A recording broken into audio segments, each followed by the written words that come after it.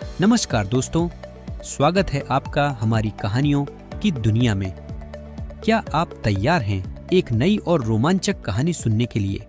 तो चलिए शुरू करते हैं। एक दिन एक छोटा सा घूमंतू मेला शहर में आकर ठहर गया। शहर के लोग, खासकर बच्चे, इस मेले को लेकर बहुत उत्साहित थे। मुन्ना और मुन्नी, दो अच्छे दोस्त, भी इस मेले का बेसब्री से इंतजार कर रहे थे। उन्होंने सुन रखा था कि यह मेला हमेशा रहस्यों से भरा होता है और इसके झूले और खेल दूसरों से काफी अलग होते हैं। मेला पूरी तरह सज चुका था। चारों तरफ रंग बिरंगी लाइटें झिलमिला रही थीं। लोगों की आवाजें और संगीत हवा में गूंज रहे थे। मुन्ना और मुन्नी अपने परिवार के साथ मेले में पहुंचे, लेकिन उनका ध्यान एक खास झूले पर जाकर अटक गया, मिरर हाउस। इस झूले में शीशों का एक भूल भुलैया बना था, जहां हर कोने पर किसी का चेहरा दिखाई देता था।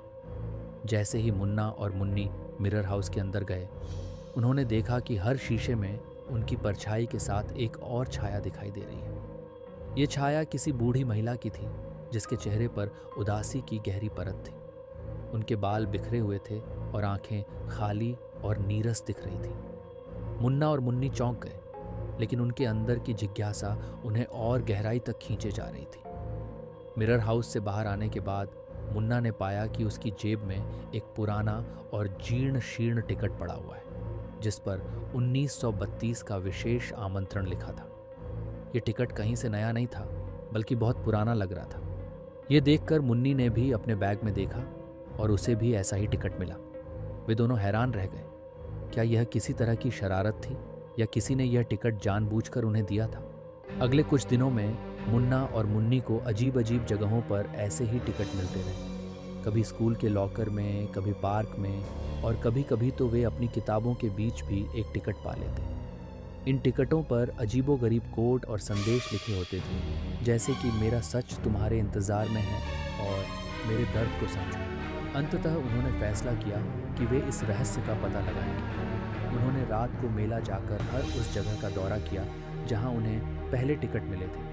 उनके पास एक के बाद एक सुराग जुटने लगे और इन सभी सुरागों ने उन्हें उस बूढ़ी महिला के अतीत की ओर इशारा किया। वे समझ गए कि वह महिला एक परफॉर्मर थी जो उस पुराने मेले में काम करती थी और एक हादसे के बाद उसकी मौत हो गई थी। लेकिन उसकी आत्मा अब भी शांति पाने के लिए भटक रही थी। समय कम था, क्योंकि मेला जल्द ही शहर छोड़ने वाला था।